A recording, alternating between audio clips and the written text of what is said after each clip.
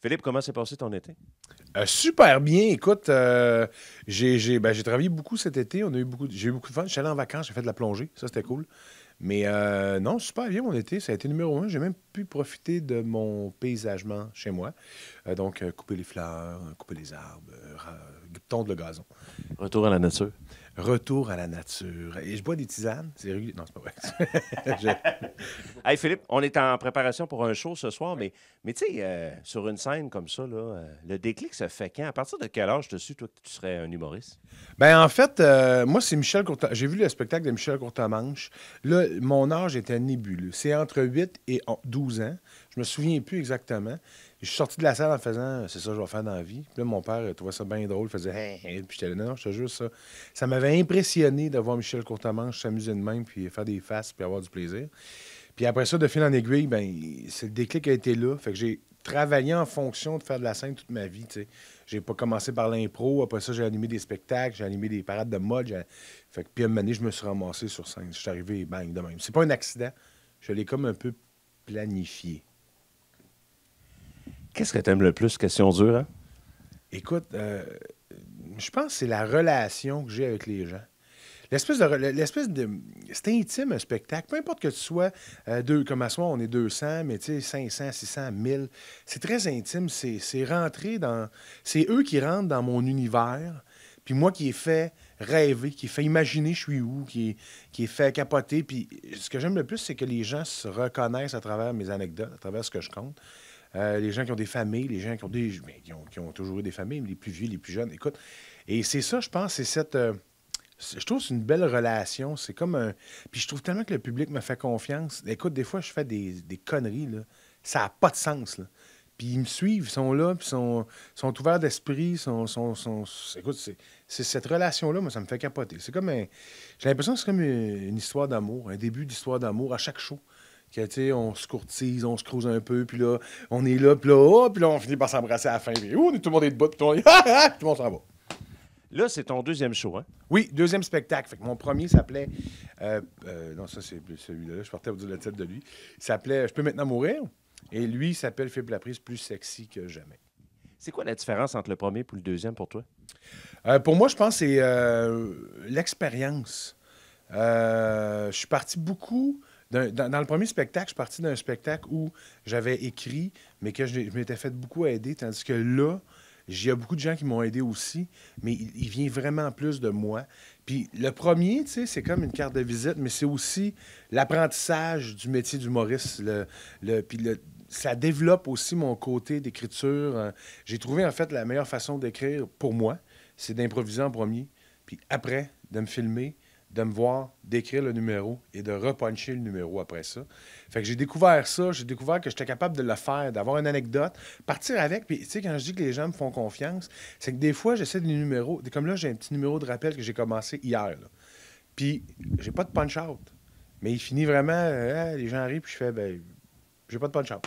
Je fais bye tout le monde, bonne soirée. Puis les gens, ça ne les dérange pas. Il y a pas de. Personne ne me dit oh là, tu n'as pas trouvé de force, toi, trouve un punch-out. Tu sais, je laisse aller le numéro en dedans de moi. Puis ce show-là, le deuxième, ça a été vraiment ça.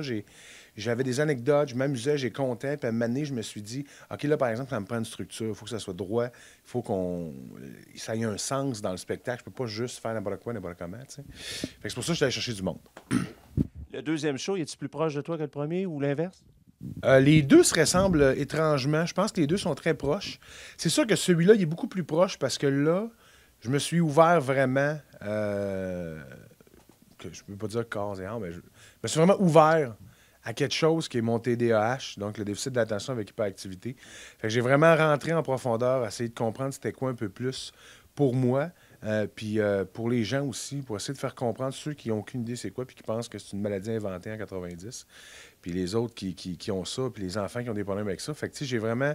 fait que je pense que celui-là est beaucoup plus proche parce que ça parle beaucoup d'acceptation, ça parle beaucoup du fait de, tu sais, sexy, là, ça passe dans ta tête. Là. Tu sais, quand tu te penses sexy, puis quand tu te dis sexy, c'est comme, c'est n'importe quelle affaire, tu sais, les penses en blanc, tu vas sortir en blanc. Si tu penses en noir, puis en négatif, puis tu vas toujours être de même. Mais si tu es toujours positif dans la vie, puis que malgré le fait que ben, tu es différent, que tu as des bourrelets, puis que. Parce que là, les gens me voient aujourd'hui, ils font hey, ce gars-là, il a confiance en lui, puis ça marche, puis c'est comme. Mais il y a une époque où c'était plus difficile, tu sais. Fait que c'est de parler de ça pour justement être un peu. J'ai essayé de dire ça, là, pas le modèle pour des jeunes, parce que je fais de jeunesse, mais de faire comprendre au monde qu'avoir un TDAH, c'est pas si pire. Fait que c'est pour ça que dans ce show-là, je m'ouvre un peu plus que l'autre. Celui-là, là, si les gens veulent te voir, parce que là, ce soir, on est à Québec, mais tu es en tournée. C'est pour tout le monde, les enfants, les adultes, ou c'est plus les adultes? Je pense que c'est pour tout le monde. En même temps, c'est ça, j'ai 38 ans.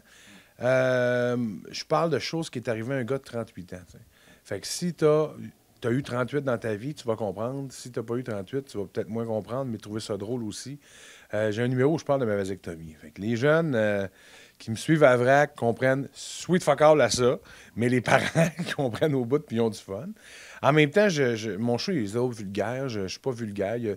En fait, j'ai 2-3 jokes vulgaires, mais que j'ai fait avec une subtilité que il n'y a pas un jeune qui allume, à part juste les adultes. Fait que, tu sais, c'est pas... j'essaie le plus possible de ne pas sacrer. Ça, c'est un message pour ma mère. Je ne sacrerai plus. J'essaie le plus possible de... Mais, tu sais, je suis conscient que j'ai un public jeunesse. Donc, je veux pas non plus les décevoir ou recevoir des mails de parents qui sont insultés par le fait que j'aurais dit quelque chose ou n'importe quoi. Fait que je me détache de ça, mais en même temps, c'est pas mon genre d'être vulgaire. Fait que je pense que c'est pour tous, mais c'est sûr que je m'adresse aux adultes. Je suis adulte avant tout. Là. Oui, je joue un ado de 16 ans, mais je suis quelqu'un qui refoule ses sentiments, sûrement, parce que je joue un ado de 16 ans. Mais voilà. Là, tu as des enfants. Tes enfants, des fois, ils sont-ils impliqués dans tes numéros? Est-ce qu'ils se disent, hey, père, ça n'a pas de bon sens, ou ils sont trop jeunes encore? C'est sûr que ma fille de 12 ans, elle comprend davantage. Ma fille de 8 ans aussi, mon petit gars, lui, il est dans sa bulle, là, puis il fait il trippe au bout. Là. Mais ma fille de 12 ans a écrit des gags dans le spectacle. Elle m'est arrivée avec une liste de gags. J'en ai gardé un. J'ai gardé dans le numéro de la fin. Fait que j'ai gardé des affaires de elle. Ma fille s'implique parce qu'elle trouve ça drôle. Elle a du fun à me voir aller, puis à faire des niaiseries, puis tout ça. Puis, tu sais, pour les enfants, c'est un métier qui est un peu non traditionnel. Tu sais, c'est comme... c'est compliqué pour eux autres aussi. Là. Mon père, il est toujours à TV, puis, tu sais... tous les enfants aiment mon père. Fait que tu fais comme, tu sais, c'est mon père. Ouais, mais c'est ça, mais c'est le mien. Oubliez pas que c'est mon père, tu sais. Fait que, non, ils participent, ils ont du fun, comme ma blonde, tu sais, parce que, tu sais, dans ce spectacle-là, je dois dire que je varlope un peu plus ma blonde. Mais ma blonde, qui fait la mise en scène du spectacle, donc qui a participé à son auto-varlopage. Puis, Elle est d'accord avec tout? Ben, d'accord avec tout, non, mais tu sais, quand qu'elle fait, ça rit. Je fais, ben oui, fait qu'elle fait, ben ça rit, tu sais. Mais c'est sûr, c'est toujours drôle parce que des fois, on comprend pas la puissance que ça peut avoir parce que si je dis quelque chose, puis que moi, ce que j'aime, c'est que les gens, ils peuvent pas savoir qu'est-ce qui est vrai, qui est pas vrai. Moi, ça passe comme dans du bar, des fois, je vais loin, puis les gens, ils embarquent pareil, puis je fais, ben OK, si vous êtes là, je suis avec vous autres, moi. Fait que des fois, c'est plus tannant pour mes proches, là. Fait qu'ils font ah ouais, puis là, tu sais, quand ils se font rencontrer, ben, comme ça, toi, tu fais ça, puis là, elle fait, ben, tu sais, il y a de la magie, oubliez pas, c'est pas nécessairement. Tu sais, ma blonde dans mon show, elle peut paraître un peu nounoune, mais elle n'est pas du tout nounoune dans la vie, elle est vraiment brillante. Là, c'est mes ex, je parle de mes ex. Donc, on va inviter les gens à faire le tour du Québec avec toi parce que c'est un peu partout.